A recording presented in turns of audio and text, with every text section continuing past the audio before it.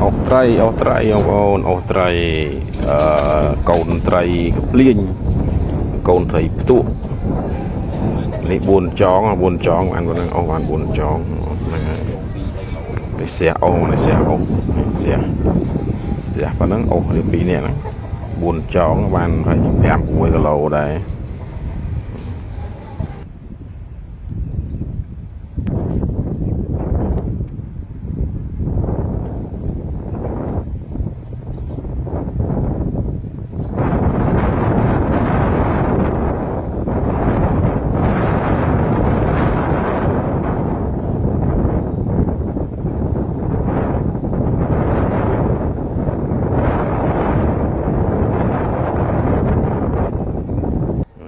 ốc bố này ốc buồn tròn đấy mà này vậy ốc tiết ở ban thế này vẫn tục ốc hay cười ốc tiết ban thế rồi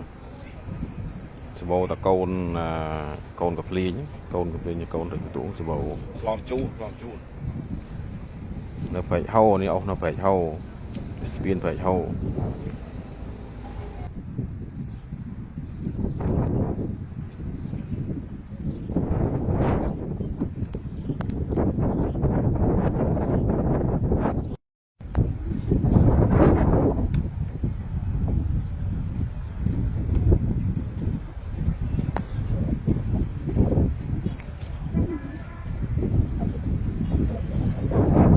miền hạt ban này mua các con thầy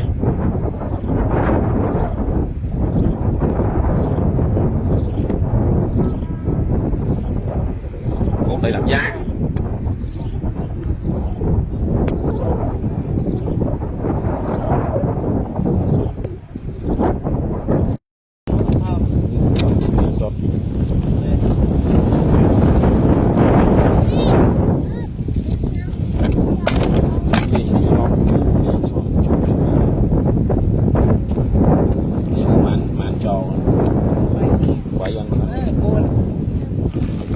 bay cái lẩu